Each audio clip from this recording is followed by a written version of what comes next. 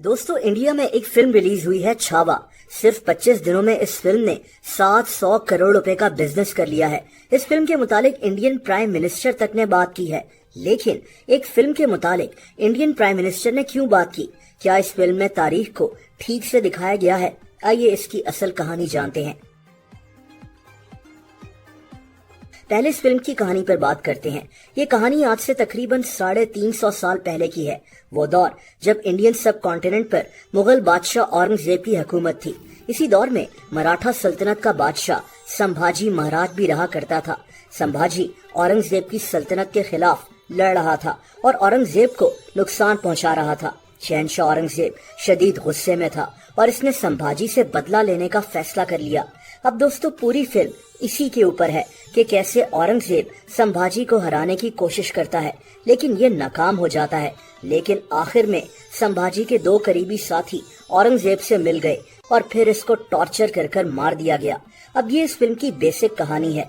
Film में औरंगजेब को एक ईवल और जालिम बादशाह के तौर पर दिखाया गया है और संभाजी महाराज को एक बहादुर मराठी रूलर के तौर पर दिखाया गया है। इंडिया में तो इसीलिए कई लोग इस फिल्म के बिल बोर्ड्स पर दूध तक डाल रहे हैं, क्योंकि वहाँ संभाजी महाराज को एक हीरो माना जाता है और बादशाह औरंगजेब को एक विलन।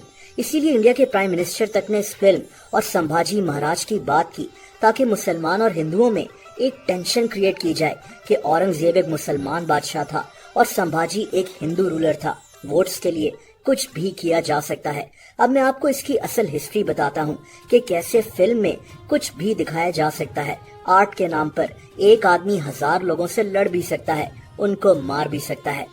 देखिए, सारी कहानी की बुनियाद यानी बेस तब शुरू होती है जब इंडियन सब कॉन्टिनेंट पर मुगल बादशाह औरंगजेब की हुकूमत थी। औरंगजेब सबसे लंबी हुकूमत करने वाला मुगल बादशाह था। इसने 50 साल तक हुकूमत की थी।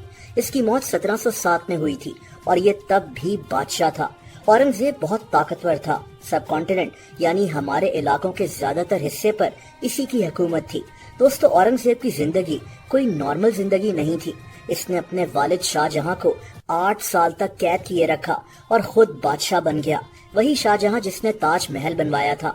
शाहजहां की मौत भी कैद में ही हुई थी। अब ये सिर्फ मुगल सल्तनत में नहीं होता था, बल्कि इसी दौर में कई दूसरे शहजादे भी तख्त हासिल करने के लिए ये सब कुछ कर चुके थे।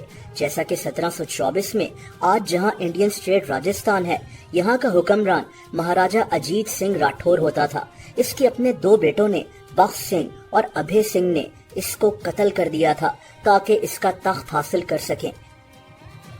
एक और मिसाल गुप्ता डायनेस्टी के हुक्मरान चंद्रगुप्ता II की है, जिसने अपने बड़े भाई राम गुप्ता को कत्ल कर तख्त हासिल किया था। पॉइंट ये है कि 400 या 1000 साल पहले अगर किसी मुसलमान बादशाह या किसी हिंदू बादशाह ने कुछ गलत किया तो उससे आज के मुसलमान या हिंदू बुरे नहीं हो जाते। हाँ, ये जरूर है कि सियासतदान उन वाकयात को यूज कर आज के लोगों को डिवाइड करते हैं ताकि वोट बैंक हासिल किया जा सके। जैसा कि उस दौर के बादशाह भी तख्त पर बैठने के लिए आम लोगों को यूज करते थे। उस दौर में लोग नहीं समझते थे और आज भी लोग नहीं समझते, और यही कुछ इंडिया में इस फिल्म छावा की आड़ में किया जा रहा है। बहरहाल वापस आते हैं इसी कहानी पर। जब औरंगजेब बादशाह बना तो उसी टाइम पीरियड में मराठा सल्तनत कायम हो गई और इसको कायम करने वाला शिवाजी महाराज था।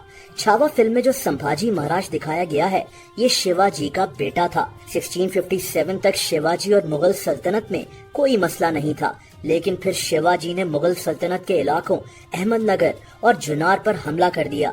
1664 में शिवाजी ने मुगल सल्तनत के एक मालदार शहर सूरत पर भी हमला कर दिया था। शिवाजी ने यहाँ से बहुत सा खजाना भी हासिल कर लिया।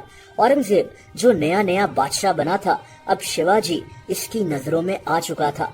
बहरहाल उसी दौर में शहंशाह औरंगजेब 2 इलाकों पर कब्जा करना चाहता था, बीजापुर और गोलकोंडा। औरंगजेब चाहता था कि ये 2 आजाद रियासतें और दूसरी आजाद रियासतें भी अपने फैसले खुद ना कर सकें और इसके कंट्रोल में रहें। इसको लगा कि सबसे पहले शिवाजी को हैंडल करना चाहिए, जो इन्हीं रियासतों के आसपास रहता था। इसको लगा कि कहीं शिवाजी इन 2 रियासतों बीजापुर और गोलकोंडा के साथ मिलकर इसकी फौज पर अटैक न कर दे। दोस्तों, तभी औरंगजेब ने अपने एक जनरल जय सिंह को शिवाजी से लड़ने के लिए भेज दिया। जय सिंह ने शिवाजी के कई कमांडर्स को अपने साथ मिला लिया और शिवाजी को शहंशाह औरंगजेब के पास चलने को कहा। यहाँ शिवाजी और जनरल जय सिंह में एक मुआहिदा भी साइन किया गया था।